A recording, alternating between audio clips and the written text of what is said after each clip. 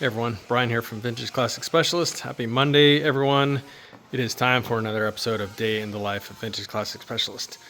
So why don't we talk about what I did first, and then we'll talk about Mr. Rafa's day. So if you watched the program, you know that towards the end of last week, I was installing a retro sound radio in this car, and pretty much got the radio and the speaker and the 6 volt to 12 volt DC to DC converter installed. So unfortunately, Retro Sound does not make these radios with the gray colored knobs or buttons like what would have come more ideally on this car. And so, and then they also don't make black knobs in this earlier style. So the black knobs that they do make, so the push buttons and then these knobs here are shaped totally different, and then they don't go with this sort of retro looking rear knob, and they look much more appropriate for like a 67 or 68 or later Beetle. So I don't know, Rafa and I kind of talked about it, and we decided to just go with the ivory, which again, it's a bit off. But the funny thing is that the owners of the car, this car did have an original sapphire radio in it, and guess what? It had ivory knobs. So it pretty much looks exactly like what the owners were used to, except now they've got a digital stereo with Bluetooth and speakerphone and all that stuff built in, and much higher quality speaker than they would have had back then with the Sapphire. And so anyway, it pretty much looks like it did before, but with way more function than they would have had on the Sapphire, which I think was probably AM only also. This is obviously AM, FM, Bluetooth, etc., etc. So anyway, but I had installed that and the DC to DC converter, and then this morning pretty much wired them up. So not much really here to look at, but went ahead and so there's the DC to DC converter.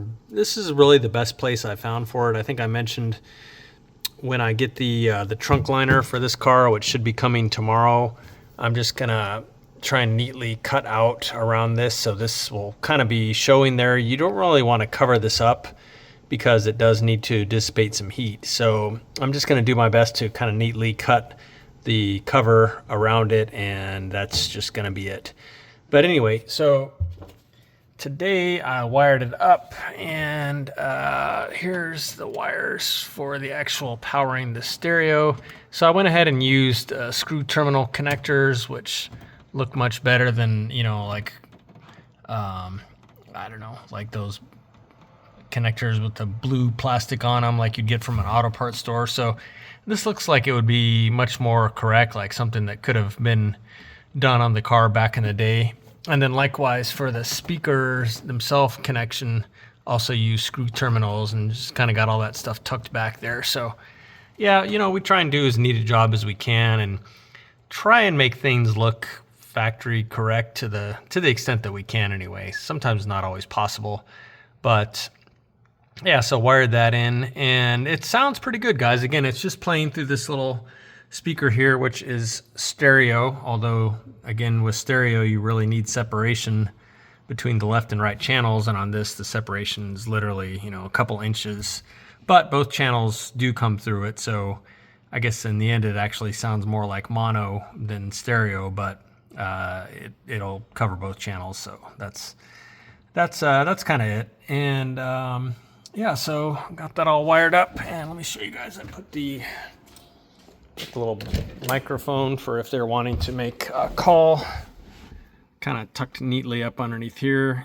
It's on a little like swivel thing where you can kind of point it, but yeah, probably wouldn't so much notice it if you were driving the car, or unless I sort of pointed it out. So we don't want it like mounted up here or something ugly like that. Kind of tuck it under the dash, and it should still be able to pick up the driver's voice. If they're talking in the direction that they're looking when they're driving, then the microphone shouldn't have any trouble picking that up mounted right there. So that was pretty much it for this one, guys. I did order new seat belts for it. I spoke to the owner and they do want seat belts in the back, so it's going to be getting gray seat belts with chrome buckles in both the front and back. And then, like I mentioned before, the wiring cover is coming. And I think those are about the last details for this car, guys. Just, again, some more miles on it and the few things I just mentioned, and it should be able to go back to its family. So very excited for them to get it and start having fun with it. Because I'll tell you what, guys, this thing is really fun to drive. I think they're going to have a blast in it. All right, so that was a little bit of my morning. And then I turned my attention to this beauty here. 68 Ghia, formerly known as the Crusty Karmann because this car was so rusty. And so today I went ahead and tackled the brakes and got pretty much everything done on the brakes. They're not bled yet, and I still have to connect the master cylinder to the reservoir, but everything else is done.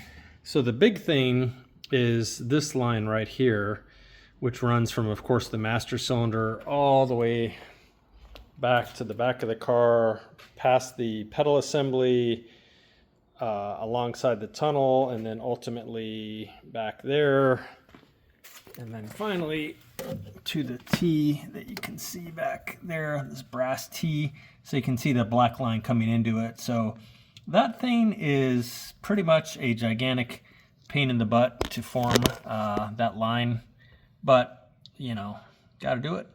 So that's in. The back brakes are all connected now, and then I went ahead and formed the two front lines. So the one that goes to the passenger side there, the one that goes to the driver's side there, formed those. The master cylinder has the switches both installed now. The master cylinder is bolted to the chassis, all that good stuff. And so this is pretty much ready to connect to the reservoir right here. And then at that point, I suppose we could probably even go ahead and bleed the brakes. I did also put the pedal assembly in, which you can see right there, and with the clutch cable attached and stuff like that, and the brake with the brake push rod pushing on the master cylinder. So this is all installed for real. And then kind of continued on the theme of the controls of the car. I went over to Washburn's Metal and picked up another one of these very nice restored original shift couplers that have OEM German rubber bushings in them. And so these things are super nice. This is, I think, my new go-to for these cars, is using these couplers with the German bushings in them that Washburn's Metal sells. I also do like the solid billet ones, but to me they're a little bit unforgiving by the time you've got the Delrin bushing here, which has zero play in it, and then if you combine that with the rigid coupling back here, they shift super nice, but I don't know, it feels, I think for a stock car, it feels a bit much. It's nicer to have something, I think, for a stock car that's got a little bit of give in it, which is exactly what the stock one gives you. So yeah, so that's in, and went ahead and installed the shift lever. Shifting feels super nice on here. Everything's nice and tight. And yeah, guys, so pretty much the shifting, the pedals, e-brake is all in. So yeah, coming right along, this one. So that was pretty much the majority of my day was doing this, especially that long brake line there. That thing takes a long time, guys. To pretty much what you do is you start by bending it up here and connect it at this end, and then you just work your way back. You got to make this bend where it kind of goes around the pedal cluster next, and then you run it along here, and then you pretty much at the same time you make this bend and connect it under the car to that T-fitting, because this bend here kind of dictates how far back it comes, and so it's got to pretty much end at the exact right place to go into that T-fitting. And so you kind of adjust where the brake line ends up at that T-fitting by fine-tuning this this curve in the line right here to get the line to come out just at the right place to screw into that T-fitting. It's really very, very unforgiving. And this right here is essentially where you do that adjustment to get that hard line to come out in the exact right place it needs to again, to connect to that T-fitting. So that was my day, guys. Why don't we talk about what Rafa did? Let's go outside for a second. All right, guys, here we are. So here is pretty much what Rafa worked on today.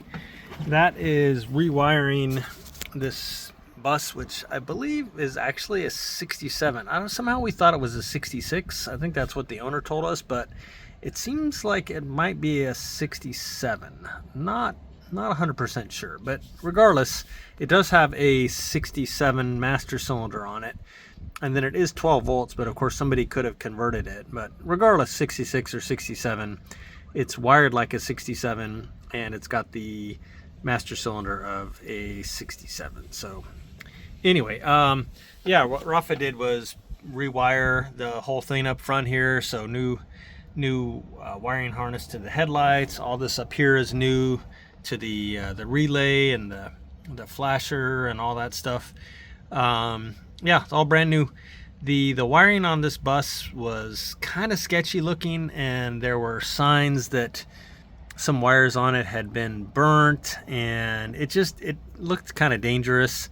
And I think his headlights maybe weren't really working anyway, or weren't really working very well. So there were some definite issues. But you guys who watch the channel know how much we love wiring here, and we love making our wiring look like that instead of the sort of rat's nest that it looked like when it came in. So there you guys go. That was pretty much Rafa's day. It's not very fun wiring these because you're pretty much laying here on your back on the floor, which there's not really much room between the steering column and the gear lever and stuff like that. But you pretty much just got to lay down in here and go to town on this wiring. But yeah, so that was basically Rafa's day.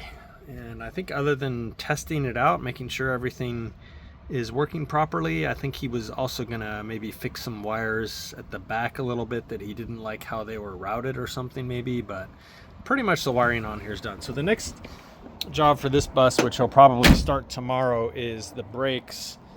If you remember correctly, I mentioned that the brakes had some serious issues. One of the hard lines had, the hard line that runs to the back of the bus had a kink in it, and one of the hard lines up front, the emergency brake, one of the emergency brake cables had like nearly wore through one of the hard lines.